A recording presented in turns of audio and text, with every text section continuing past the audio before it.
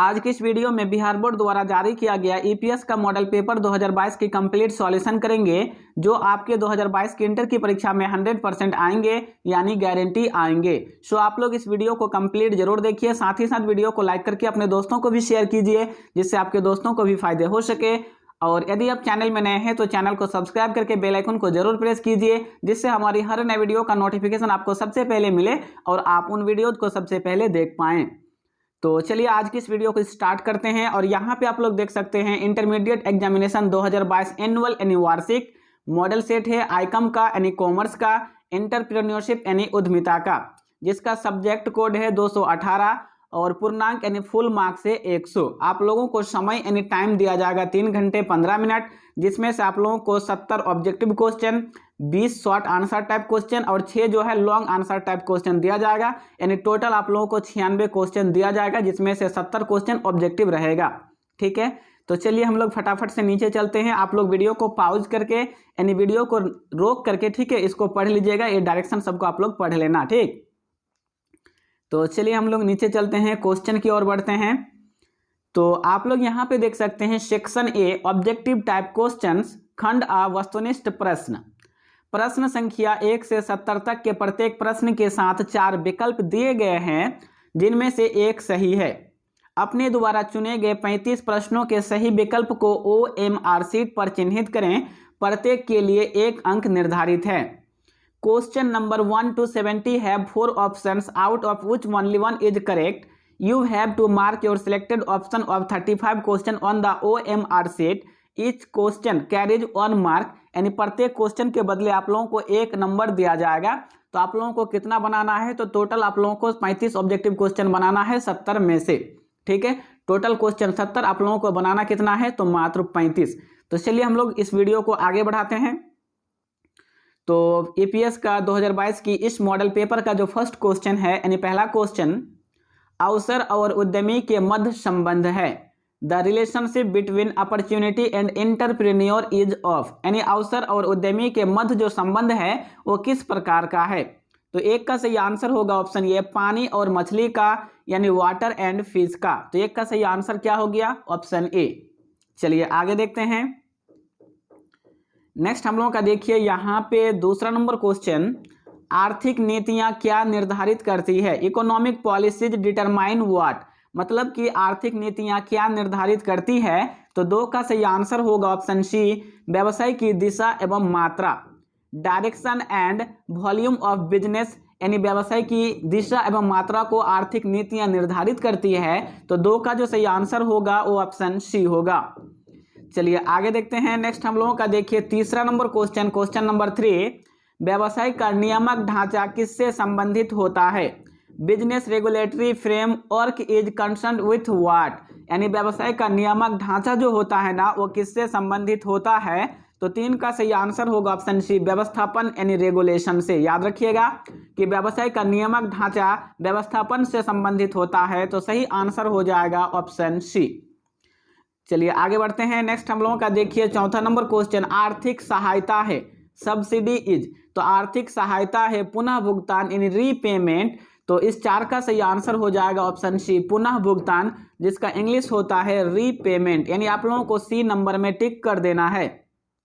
ठीक है, नेक्स्ट हम लोगों का देखिए यहाँ पे 5 नंबर क्वेश्चन, ज्ञान अर्जन प्रक्रिया में शामिल होते हैं। लर्निंग प्रोसेस इन्वॉल्व्स, यानी ज्ञान अर्जन प्रक्रिया में कौन शामिल होते हैं। तो 5 का सही आंसर होगा ऑप्शन डी, सभी अर्थात ऑल, यानी संचालन, मनोभाव एवं अनुक्रिया, ड्राइव, क्यू एंड रिस्पॉन्स, ये तीनों शामिल होते हैं। किसमें शामिल होते हैं, तो ज्ञान अर्जन प्रक्रिया में। तो 5 का जो सही आंसर हो जाएगा वो ऑप्शन डी होगा। चलिए आगे देखते हैं। नेक्स्ट हम लोगों का देखिए यहाँ पे 6 नंबर क्वेश्चन, मांग पूर्व अनुमान में क्या शामिल है। What is included in demand forecasting, यानी मांग पूर्व अनुमान में क्या शामिल है। तो 6 का सही आंसर होगा ऑप्शन सी, अल्पकालीन पूर्व अनुमान यानी शॉर्ट टर्म फोरकास्टिंग। तो 6 का सही आंसर क्या होगा, तो सही आंसर होगा ऑप्शन सी। नेक्स्ट हम लोगों का देखिए 7 यानी 7 नंबर क्वेश्चन, निम्न में से कौन सा घटक बाजार मूल्यांकन पर प्रभाव डालता है। Which of the following factors affect market assessment, यानी निम्न में से कौन सा घटक जो है वो बाजार मूल्यांकन पर प्रभाव डालता है? तो 7 का सही आंसर हो जाएगा ऑप्शन ए, सूक्ष्म वातावरण यानी माइक्रो एनवायरनमेंट। कौन जो है बाजार मूल्यांकन पर प्रभाव डालता है? तो सूक्ष्म वातावरण यानी माइक्रो एनवायरनमेंट। तो सही आंसर हो जाएगा ऑप्शन ए। चलिए आगे बढ़ते हैं। यहाँ पे देखिए हम लोगों का 8 नंबर क्वेश्चन, बाजार की मांग को जाना जाता है, market demand is known as, यानी बाजार की मांग को जाना जाता है। तो 8 का सही आंसर हो जाएगा ऑप्शन ए, मांग की भविष्यवाणी यानी डिमांड फोरकास्टिंग। याद रखिएगा कि बाजार की मांग को जाना जाता है मांग की भविष्यवाणी यानी डिमांड फोरकास्टिंग के रूप में। तो सही आंसर हो जाएगा ऑप्शन ए। 8 का सही आंसर ऑप्शन ए। नेक्स्ट हम लोगों का देखिए 9 नंबर क्वेश्चन, व्यवहार्यता अध्ययन में निम्न में से किसका अध्ययन किया जाता है? Which of the following is essential to study in feasibility study? यानी व्यवहार्यता अध्ययन में निम्न में से किसका अध्ययन किया जाता है? तो 9 का सही आंसर हो जाएगा ऑप्शन डी, उपरोक्त सभी यानी ऑल ऑफ द एबोव, यानी लागत, मूल्य और संचालन, कॉस्ट, प्राइस एंड गवर्न, इन तीनों का अध्ययन किया जाता है व्यवहार्यता अध्ययन के अंतर्गत। तो 9 का सही आंसर हो जाएगा option D, all of the above यानी उपरोक्त सभी। आप लोगों को डी नंबर में टिक कर देना है। नेक्स्ट हम लोगों का देखिए 10 नंबर क्वेश्चन, व्यवसाय की सामान्य योजना का निर्माण आप कैसे करेंगे? तो 10 का सही आंसर हो जाएगा ऑप्शन डी, उपरोक्त सभी, यानी उत्पादन नियोजन करके, लागत नियोजन करके और वित्तीय नियोजन करके, ये तीनों। तो 10 का जो सही आंसर हो जाएगा वो ऑप्शन डी होगा। यहाँ पे आप लोग देख सकते हैं इन इंग्लिश यानी अंग्रेजी में, how will you formulate general plan of business? तो सही आंसर होगा option D, by doing all of the above, यानी by production planning, by cost planning and by financial planning, ये तीनों। तो सही आंसर हो जाएगा ऑप्शन डी। चलिए आगे देखते हैं। नेक्स्ट हम लोगों का देखिए 11 यानी 11 नंबर क्वेश्चन, बाजार में पूर्णता की स्थिति को क्या सृजित करता है जो अंततः बिक्री एवं लाभ में वृद्धि करता है? What creates perfection in the market which ultimately increase the volume of sales and profit? तो सही आंसर हो जाएगा आविष्कार। क्या होगा? तो 11 का सही आंसर हो जाएगा ऑप्शन ए यानी आविष्कार अर्थात इनोवेशन। क्या हो जाएगा?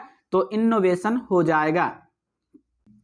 और नेक्स्ट हम लोगों का 12 नंबर क्वेश्चन, क्वेश्चन नंबर 12, नियोजन सभी प्रबंधकीय क्रियाओं का है, of all managerial activities planning is the, यानी नियोजन सभी प्रबंधकीय क्रियाओं का क्या है? तो प्रारंभ तथा अंत दोनों है, बिगिनिंग एंड एंड बोथ, ये दोनों। तो 12 का सही आंसर हो जाएगा ऑप्शन सी, प्रारंभ तथा अंत दोनों। नेक्स्ट हम लोगों का देखिए यहाँ पे 13 नंबर क्वेश्चन, नियोजन है, नियोजन क्या है? तो नियोजन आवश्यक है यानी नेसेसरी है, प्लानिंग इज नेसेसरी। तो 13 का सही आंसर क्या होगा? तो सही आंसर हो जाएगा ऑप्शन ए, नेसेसरी यानी आवश्यक। चलिए आगे देखते हैं। नेक्स्ट हम लोगों का देखिए 14 यानी 14 नंबर क्वेश्चन, आधुनिकीकरण सुधारता है, मॉडर्नाइजेशन इम्प्रूव्स, यानी आधुनिकीकरण जो है वो किस चीज को सुधारता है? तो क्षमता को यानी कैपेसिटी को। तो सही आंसर हो जाएगा ऑप्शन डी। नेक्स्ट हम लोगों का देखिए यहाँ पे 15 यानी 15 नंबर क्वेश्चन, परियोजना पहचान व्यवहार करती है, प्रोजेक्ट आइडेंटिफिकेशन डील्स विथ, यानी परियोजना पहचान किस चीज पे व्यवहार करती है?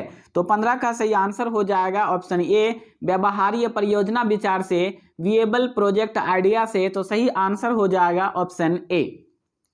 चलिए आगे देखिए यहाँ पे हम लोगों का 16 नंबर क्वेश्चन, परियोजना तैयार की जाती है, प्रोजेक्ट इज प्रिपेयर्ड, यानी परियोजना तैयार की जाती है प्रवर्तकों द्वारा, प्रबंधकों द्वारा, उद्यमी द्वारा, मतलब कि इन सभी के द्वारा। तो इसका जो सही आंसर होगा ऑप्शन डी हो जाएगा, यानी 16 का सही आंसर हो जाएगा ऑप्शन डी, इन सभी के द्वारा। यहाँ पे देखिए इंग्लिश में क्या हो जाएगा? तो इसका हो जाएगा बाय ऑल ऑफ दीज, यानी by promoters, by managers, by entrepreneurs, इन तीनों के द्वारा। तो सही आंसर ऑप्शन डी होगा। आगे देखिए यहाँ पे हम लोगों का 17 यानी 17 नंबर क्वेश्चन, तकनीकी आर्थिक विश्लेषण में पहचान किया जाता है, techno economic analysis deals with identification of the, यानी तकनीकी आर्थिक विश्लेषण में किस चीज की पहचान किया जाता है? तो 17 का सही आंसर हो जाएगा ऑप्शन बी, मांग संभावना यानी डिमांड पोटेंशियल का। तो ऑप्शन बी इसका राइट आंसर होगा। चलिए आगे देखते हैं। यहाँ पे देखिए हम लोगों का 18 नंबर क्वेश्चन, निम्न में से कौन तकनीकी संसाधन में शामिल है? Which of the following is included in technical resources, यानी निम्न में से कौन जो है वो तकनीकी संसाधन में शामिल है। तो 18 का सही आंसर हो जाएगा ऑप्शन सी, उत्पादन की प्रक्रिया, प्रोसेस ऑफ प्रोडक्शन, यानी उत्पादन की प्रक्रिया। तो सही आंसर हो जाएगा ऑप्शन सी। नेक्स्ट हम लोगों का देखिए यहाँ पे 19 नंबर क्वेश्चन, स्थिर लागत में शामिल रहता है, मतलब कि स्थिर लागत में क्या शामिल रहता है। तो 19 का सही आंसर हो जाएगा ऑप्शन डी, कारखाना लागत। याद रखिएगा कि स्थिर लागत में कारखाना लागत शामिल रहता है। तो सही आंसर हो जाएगा option D. Fixed cost includes, तो किस में हो जाएगा, फैक्ट्री कॉस्ट, यानी ऑप्शन डी इसका राइट आंसर। और यहाँ पे देखिए हम लोगों का 20 नंबर क्वेश्चन, दीर्घकालीन ऋण पर होता है, लॉन्ग टर्म लोन्स बियर्स, ठीक है, यानी दीर्घकालीन ऋण पर क्या होता है। तो दीर्घकालीन ऋण पर स्थिर ब्याज दर होती है, यानी फिक्स्ड रेट ऑफ इंटरेस्ट होती है। तो 20 का सही आंसर हो जाएगा ऑप्शन ए, स्थिर ब्याज दर। और यहाँ पे देखिए हम लोगों का 21 नंबर क्वेश्चन, संयुक्त पूंजी वाली कंपनी के लिए लाभांश देना है, for a joint stock company payment of dividend is, यानी संयुक्त पूंजी वाली कंपनी के लिए लाभांश देना है। तो 21 का सही आंसर क्या होगा। तो सही आंसर हो जाएगा ऑप्शन ए, ऐच्छिक है, यानी वॉलंटरी है। तो ऑप्शन ए इसका राइट आंसर। नेक्स्ट हम लोगों का देखिए यहाँ पे 22 नंबर क्वेश्चन, प्लांट का क्रय कार्यशील पूंजी में क्या करेगा, what will do purchase of plant in working capital, मतलब कि प्लांट को जब खरीद लेंगे तो उस समय कार्यशील पूंजी में क्या होगा, तो कमी हो जाएगा, यानी डिक्रीज होगा। तो 22 का जो सही आंसर होगा वो ऑप्शन ए होगा। और यहाँ पे देखिए हम लोगों का 23 नंबर क्वेश्चन, क्वेश्चन नंबर 23, ऋण पत्र के निर्गमन द्वारा ख्याति का क्रय है। तो इस 23 का सही आंसर हो जाएगा ऑप्शन सी, कोष का प्रभाव नहीं। क्या हो जाएगा, तो कोष का प्रभाव नहीं, यानी सही आंसर होगा ऑप्शन सी। इन इंग्लिश यानी अंग्रेजी में देखिए, purchase of goodwill by issuing debenture is, तो क्या हो जाएगा option C, no flow of fund, यानी ऑप्शन सी इसका राइट आंसर। नेक्स्ट हम लोगों का 24 यानी 24 नंबर क्वेश्चन, चालू अनुपात होता है, करंट रेशियो इज, यानी चालू अनुपात क्या होता है। तो चालू अनुपात होता है आर्थिक चिट्ठा अनुपात, यानी बैलेंस शीट रेशियो। तो सही आंसर हो जाएगा ऑप्शन ए। नेक्स्ट हम लोगों का देखिए यहाँ पे 25 नंबर क्वेश्चन, स्कंध आवर्त अनुपात आता है, stock turn over ratio comes under. तो इस 25 का सही आंसर क्या होगा। तो सही आंसर हो जाएगा ऑप्शन सी, एक्टिविटी रेशियो, यानी क्रियाशीलता अनुपात के अंतर्गत। तो 25 का सही आंसर क्या होगा। तो ऑप्शन सी इसका राइट आंसर। नेक्स्ट हम लोगों का 26 नंबर क्वेश्चन, तरलता परीक्षण का सबसे सख्त अनुपात है। तो तरलता परीक्षण का सबसे सख्त अनुपात है पूर्ण तीव्र अनुपात, यानी ऑप्शन ए इसका राइट आंसर। 26 का सही answer option A. In English यानी अंग्रेजी में देखिए, the most rigorous test of liquidity is, option A absolute quick ratio. क्या हो जाएगा, एब्सोल्यूट क्विक रेशियो, यानी सही आंसर हो जाएगा ऑप्शन ए। नेक्स्ट हम लोगों का देखिए यहाँ पे 27 नंबर क्वेश्चन, समविच्छेद बिंदु क्या प्रकट करता है, what break even point shows, मतलब कि समविच्छेद बिंदु जो है वो क्या प्रकट करता है। तो 27 का सही आंसर होगा ऑप्शन सी, ना लाभ ना हानि, नेदर प्रॉफिट नॉर लॉस, यानी सही आंसर हो जाएगा ऑप्शन सी। नेक्स्ट हम लोगों का देखिए यहाँ पे 28 नंबर क्वेश्चन, क्वेश्चन नंबर 28, वास्तविक विक्रय तथा समविच्छेद विक्रय का अंतर कहलाता है। The difference between actual sales and break even sales is known as, यानी वास्तविक विक्रय तथा समविच्छेद विक्रय का अंतर जो है वो क्या कहलाता है। तो वो कहलाता है सीमा सुरक्षा, यानी मार्जिन ऑफ सेफ्टी। तो सही आंसर हो जाएगा ऑप्शन ए। यहाँ पे देखिए हम लोगों का 29 नंबर क्वेश्चन, सीमा सुरक्षा है, मतलब कि सीमा सुरक्षा क्या है। तो 29 का जो सही आंसर होगा वो क्या हो जाएगा। तो सही आंसर हो जाएगा ऑप्शन बी, वास्तविक बिक्री घटाओ बीईपी बिक्री। क्या हो जाएगा सही आंसर। तो सही आंसर हो जाएगा ऑप्शन बी। याद रखिएगा कि सुरक्षा सीमा है वास्तविक बिक्री घटाओ बीईपी बिक्री। तो 29 का सही आंसर होगा ऑप्शन बी। इन इंग्लिश यानी अंग्रेजी में क्या हो जाएगा, margin of safety is actual sales minus BEP sales, यानी ऑप्शन बी इसका राइट आंसर।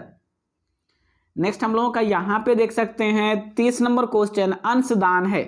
अंशदान क्या है। तो 30 का सही आंसर होगा ऑप्शन बी, बिक्री घटाओ परिवर्तनशील लागत। अंशदान है बिक्री घटाओ परिवर्तनशील लागत, यानी सही आंसर हो जाएगा ऑप्शन बी। इन इंग्लिश यानी अंग्रेजी में हो जाएगा contribution is sales less variable cost, यानी ऑप्शन बी इसका राइट आंसर। नेक्स्ट हम लोगों का देखिए यहाँ पे 31 नंबर क्वेश्चन सम विच्छेद बिंदु है। तो 31 का सही आंसर होगा ऑप्शन ए स्थिर लागत बटे लाभ मात्रा अनुपात, स्थिर लागत बाय लाभ मात्रा अनुपात, यानी ऑप्शन ए इसका राइट आंसर। चलिए अंग्रेजी में देखते हैं तो क्या हो जाएगा, BEP is fixed cost by PV ratio, यानी सही आंसर हो गया ऑप्शन ए। नेक्स्ट हम लोगों का देखिए 32 नंबर क्वेश्चन उद्यमी पूंजी उपलब्ध है, venture capital is available for, मतलब कि उद्यमी पूंजी जो है वो किन के लिए उपलब्ध है। तो 32 का सही आंसर होगा ऑप्शन डी इन सभी के लिए, अर्थात अत्यंत जोखिम इकाइयां हेतु, तकनीकी इकाइयां हेतु और संस्थागत इकाइयां हेतु, ये तीनों। तो 32 का जो सही आंसर होगा ना वो ऑप्शन डी होगा, इन सभी के लिए। देखिए इंग्लिश में क्या हो जाएगा, all of these, high risk units, technical units and institutional unit, ये तीनों। तो सही आंसर ऑप्शन डी। और यहाँ पे देखिए हम लोगों का 33 नंबर क्वेश्चन उद्यमी पूंजी में रहता है, यानी उद्यमी पूंजी में क्या रहता है। तो 33 का सही आंसर होगा ऑप्शन ए उच्च जोखिम। याद रखिएगा कि उद्यमी पूंजी में उच्च जोखिम रहता है, तो सही आंसर हो जाएगा ऑप्शन ए। यहाँ पे देखिए venture capital contents high risk, यानी ऑप्शन ए इसका राइट आंसर। और नेक्स्ट हम लोगों का 34 नंबर क्वेश्चन उद्यमी पूंजी विचार सर्वप्रथम उत्पन्न हुआ, venture capital concept was first originated in, मतलब कि उद्यमी पूंजी विचार जो उत्पन्न हुआ था ना वो सर्वप्रथम कहाँ हुआ था। तो 34 का सही आंसर होगा ऑप्शन सी अमेरिका में। कहाँ में, तो अमेरिका, यानी सही आंसर हो जाएगा ऑप्शन सी अमेरिका में। नेक्स्ट हम लोगों का देखिए यहाँ पे 35 नंबर क्वेश्चन जोखिम पूंजी शिलाधार निम्न द्वारा स्थापित किया गया, risk capital foundation was established by, यानी जोखिम पूंजी शिलाधार जो है वो किसके द्वारा स्थापित किया गया था। तो 35 का सही आंसर होगा ऑप्शन ए IFCI के द्वारा। किसके द्वारा, तो IFCI के द्वारा, यानी सही आंसर जो होगा वो ऑप्शन ए होगा। नेक्स्ट हम लोगों का देखिए 36 नंबर क्वेश्चन उद्यमी पूंजी का स्रोत है, source of venture capital is, यानी उद्यमी पूंजी का स्रोत है। तो 36 का सही आंसर होगा ऑप्शन ए आयात निर्यात बैंक। याद रखिएगा कि उद्यमी पूंजी का स्रोत है आयात निर्यात बैंक, यानी ऑप्शन ए इसका राइट आंसर। इंग्लिश में क्या हो जाएगा, तो इंग्लिश में हो जाएगा एग्जिम बैंक। चलिए आगे देखते हैं। नेक्स्ट हम लोगों का देखिए 37 नंबर क्वेश्चन पूंजी गहन तकनीक किसका एक प्रकार है। पूंजी गहन तकनीक जो है ना किसका एक प्रकार है, capital intensive technique is a type of. तो 37 का सही आंसर होगा ऑप्शन बी तकनीक का, यानी टेक्निक का। तो ऑप्शन बी हो जाएगा इसका राइट आंसर। नेक्स्ट हम लोगों का देखिए यहाँ पे 38 यानी 38 नंबर क्वेश्चन श्रम गहन प्रौद्योगिकी उपयुक्त है क्योंकि इसका संबंध है, labour intensive technique is appropriated because it's relates with. तो इस 38 का सही आंसर क्या होगा, तो 38 का सही आंसर हो जाएगा ऑप्शन ए प्रकृति में अविचल, अनस्टेबल ऑफ नेचर, यानी प्रकृति में अविचल। तो 38 का सही आंसर क्या होगा, तो ऑप्शन ए इसका राइट आंसर। चलिए आगे देखते हैं। नेक्स्ट हम लोगों का देखिए 39 नंबर क्वेश्चन औद्योगिक क्षेत्र है, इंडस्ट्रियल स्टेट इज अ, यानी औद्योगिक क्षेत्र है। तो 39 का सही आंसर होगा ऑप्शन बी औद्योगिक स्थान, यानी इंडस्ट्रियल प्लेस, यानी सही आंसर हो जाएगा ऑप्शन बी। आगे देखिए यहाँ पे हम लोगों का 40 नंबर क्वेश्चन प्रबंध एक पेशा है यह कथन है, management is a profession this statement is of, यानी प्रबंध एक पेशा है यह कथन किसका है, तो यह कथन है अमेरिकन प्रबंध एसोसिएशन का, अमेरिकन मैनेजमेंट एसोसिएशन का। तो सही आंसर होगा ऑप्शन बी। चलिए आगे बढ़ते हैं। नेक्स्ट हम लोगों का देखिए 41 नंबर क्वेश्चन प्रबंध कला है। तो प्रबंध कला है स्वयं काम करने एवं दूसरों से काम लेने दोनों का। तो 41 का सही आंसर होगा ऑप्शन सी। और मैं 100% गारंटी देता हूं कि यह क्वेश्चन आपके फाइनल एग्जाम में जरूर रहेगा, तो आप इसको याद कर लीजिए। यहाँ पे देखिए हम लोगों का management is an art of, क्या हो जाएगा, both for doing himself and taking work from others. तो ऑप्शन सी इसका राइट आंसर। बहुत ही इंपॉर्टेंट क्वेश्चन है ये। यहाँ पे देखिए हम लोगों का 42 नंबर क्वेश्चन प्रबंध का सामाजिक उत्तरदायित्व है, the social responsibility of management is, the social responsibility of management is, यानी प्रबंध का सामाजिक उत्तरदायित्व है। तो 42 का सही आंसर हो जाएगा ऑप्शन ए सभी के प्रति। किसके प्रति, तो सभी के प्रति, यानी टुवर्ड्स ऑल। तो सही आंसर हो जाएगा ऑप्शन ए। नेक्स्ट हम लोगों का देखिए यहाँ पे 43 नंबर क्वेश्चन, प्रबंध क्या है, व्हाट इज मैनेजमेंट। तो प्रबंध है कला और विज्ञान दोनों, आर्ट एंड साइंस बोथ, तो सही आंसर हो जाएगा ऑप्शन सी। नेक्स्ट हम लोगों का यहाँ पे देखिए 44 नंबर क्वेश्चन, उत्पादन का प्रारंभ बाजार निम्न में किसके द्वारा निर्धारित होना चाहिए। Product launching market should be determined by which of the following. तो 44 का सही आंसर होगा ऑप्शन बी, मांग यानी डिमांड के द्वारा। किसके द्वारा, तो मांग यानी डिमांड के द्वारा, तो सही आंसर हो जाएगा ऑप्शन बी। चलिए आगे देखते हैं। नेक्स्ट हम लोगों का देखिए 45 नंबर क्वेश्चन, वर्तमान उत्पादन व्यवस्था वास्तव में है, present production system in fact is. मतलब कि वर्तमान उत्पादन व्यवस्था जो है वो वास्तव में क्या है, तो वो वास्तव में क्या हो जाएगा। तो 45 का सही आंसर हो जाएगा ऑप्शन बी, अप्रत्यक्ष उत्पादन है यानी इनडायरेक्ट प्रोडक्शन है, तो सही आंसर हो जाएगा ऑप्शन बी। नेक्स्ट हम लोगों का देखिए 46 नंबर क्वेश्चन, अप्रत्यक्ष उत्पादन में निम्नलिखित चरण सम्मिलित है। The following steps are included in indirect production, यानी अप्रत्यक्ष उत्पादन में निम्नलिखित चरण सम्मिलित है, तो 46 का सही आंसर होगा ऑप्शन डी, उपर्युक्त से भी, यानी ऑल ऑफ द एबोव, यानी प्राथमिक, द्वितीयक एंड सहायक, प्राइमरी, सेकेंडरी एंड टर्टियरी, ये तीनों। तो सही आंसर क्या होगा, तो सही आंसर होगा ऑप्शन डी, उपर्युक्त से भी, ऑल ऑफ द एबोव, यानी आप लोगों को डी नंबर में टिक कर देना है। और यहाँ पे देखिए हम लोगों का 47 नंबर क्वेश्चन, उत्पाद निरीक्षण के महत्वपूर्ण पहलू हैं, द मोस्ट, ठीक है, the important aspects of product inspection are, यानी उत्पादन निरीक्षण के महत्वपूर्ण पहलू है, the important aspects of production inspection are. तो 47 का सही आंसर हो जाएगा ऑप्शन डी, उपर्युक्त से भी, ऑल ऑफ द एबोव, यानी उत्पादन निरीक्षण, प्रक्रिया निरीक्षण, निरीक्षण विश्लेषण, प्रोडक्ट इंस्पेक्शन और उसका प्रोसेस इंस्पेक्शन और इंस्पेक्शन एनालिसिस, ये तीनों। तो 47 का सही आंसर क्या होगा, तो 47 का सही आंसर हो जाएगा ऑप्शन डी, उपर्युक्त से भी, यानी ऑल ऑफ द एबोव। चलिए आगे देखते हैं। और नेक्स्ट हम लोगों का देखिए 48 यानी 48 नंबर क्वेश्चन, व्यक्तिगत विक्रय है। तो व्यक्तिगत जो विक्रय होता है वो मौखिक प्रस्तुति होता है, तो सही आंसर हो जाएगा ऑप्शन ए, मौखिक प्रस्तुति। इन इंग्लिश यानी अंग्रेजी में देखिए, personal selling is verbal presentation, तो सही आंसर होगा ऑप्शन ए। और यहाँ पे हम लोगों का 49 यानी 49 नंबर क्वेश्चन, विज्ञापन का उद्देश्य। विज्ञापन जो है ना उसका उद्देश्य, the purpose of advertisement is, यानी विज्ञापन का क्या उद्देश्य है। तो 49 का सही आंसर होगा ऑप्शन डी, इन सभी में, यानी इनमें से सभी, अर्थात संभावित क्रेताओं को आकर्षित करना, ग्राहकों को सूचना देना एवं मार्गदर्शन करना, उत्पादों का प्रचार करना, ये तीनों विज्ञापन का उद्देश्य है। तो 49 का सही आंसर हो जाएगा ऑप्शन डी, इनमें से सभी। और यहाँ इंग्लिश में देखिए, the purpose of advertisement is to attract potential buyers, to inform and guide customer, to make publicity of product, ये तीनों। तो सही answer option D, all of these. और नेक्स्ट हम लोगों का 50 यानी 50 नंबर क्वेश्चन, विपणन का लाभ है, the advantage of marketing is to, यानी विपणन का लाभ किसको है। तो 50 का सही आंसर होगा ऑप्शन डी, सभी को, अर्थात उपभोक्ताओं को, व्यवसायियों को और निर्माताओं को, इन तीनों को। तो 50 का सही आंसर हो जाएगा ऑप्शन डी, सभी को। देखिए इंग्लिश में क्या हो जाएगा, the advantage of marketing is to consumers, businessman and manufacturers, ये तीनों। तो सही आंसर आप लोगों को टिक करना होगा D number, to all. Next हम लोगों का देखिए 51 नंबर क्वेश्चन, विपणन व्यय भार है, marketing expenditure is a burden, यानी विपणन व्यय भार है। तो 51 का सही आंसर हो जाएगा ऑप्शन सी, उपभोक्ताओं पर, यानी ऑन कंज्यूमर्स। तो सही आंसर होगा ऑप्शन सी। नेक्स्ट हम लोगों का देखिए 52 नंबर क्वेश्चन, विपणन पर व्यय किया गया धन है, money spent on marketing is. तो विपणन पर व्यय किया गया धन नियोजन है, यानी बी नियोजन है, अर्थात इन्वेस्टमेंट है। तो सही आंसर हो जाएगा ऑप्शन डी, वी नियोजन।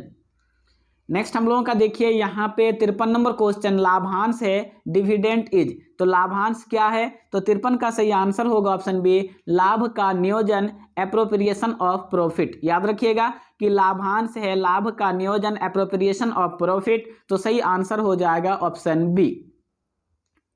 नेक्स्ट हम लोगों का देखिए यहाँ पे 54 नंबर क्वेश्चन, IDBI किस वर्ष स्थापित की गई। IDBI was established in which year, यानी IDBI जो है वो किस वर्ष स्थापित की गई। तो 54 का सही आंसर होगा ऑप्शन सी, 1964 ईस्वी को। कब की गई थी, तो 1964, यानी ऑप्शन सी इसका राइट आंसर। नेक्स्ट हम लोगों का देखिए 55 number question, SFC act Bharat में किस वर्ष पारित किया गया? SFC act in India was passed in which year? यानी एसएफसी एक्ट जो है ना वो भारत में कब पारित किया गया था? तो 55 का सही आंसर होगा ऑप्शन डी 1951 यानी 1951 ईस्वी को। तो ऑप्शन डी इसका राइट आंसर। नेक्स्ट हम लोगों का देखिए 56 नंबर क्वेश्चन, अधिमान अंशों पर लाभांश दर होती है, the rate of dividend on preference share is. यानी अधिमान अंशों पर लाभांश दर होती है तो 56 का सही आंसर हो जाएगा ऑप्शन ये स्थिर यानी फिक्स्ड होती है। क्या होती है? तो अधिमान अंशों पर लाभांश दर स्थित होती है, फिक्स होती है। तो सही आंसर हो जाएगा ऑप्शन ए। नेक्स्ट हम लोगों का देखिए 57 नंबर क्वेश्चन, नगद ऋणपत्र होते हैं, तो नगद ऋणपत्र जो होते हैं और आरक्षित होते हैं, अनारक्षित होते हैं, यानी सही आंसर हो जाएगा ऑप्शन सी अनारक्षित। ठीक है, यदि आप लोगों को कहीं कहीं रहेगा अनारक्षित और कहीं कहीं रहेगा क्या? तो कहीं कहीं रहेगा आरक्षित। ठीक है, तो आप लोगों को घबराना नहीं है, दोनों में से कोई रहे उस पर टिक कर देना, चाहे अनारक्षित रहे या फिर आरक्षित रहे। तो सही आंसर हो जाएगा option C unsecured. Naked debenture are unsecured यानी अनारक्षित। तो सही आंसर ऑप्शन सी। नेक्स्ट हम लोगों का देखिए 58 नंबर क्वेश्चन, बॉन्ड ऋण साधन है, bond loan is a source of, यानी बॉन्ड ऋण जो है वो किसका साधन है? तो 58 का सही आंसर होगा ऑप्शन बी मध्यकालीन ऋण का, मीडियम टर्म लोन का। तो सही आंसर हो जाएगा ऑप्शन बी। नेक्स्ट हम लोगों का देखिए यहाँ पे 59 नंबर क्वेश्चन, डूबी लागत है, संक कॉस्ट इज, यानी डूबी लागत जो है वो क्या है? तो 59 का सही आंसर होगा ऑप्शन ये भवन। डूबी लागत है भवन यानी बिल्डिंग। तो सही आंसर हो जाएगा ऑप्शन ए।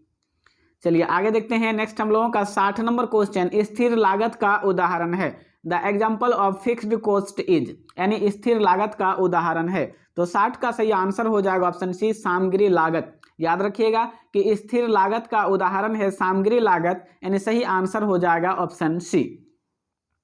क्या हो जाएगा? The example of fixed cost is material, and option C इसका राइट आंसर। 60 का सही आंसर ऑप्शन सी।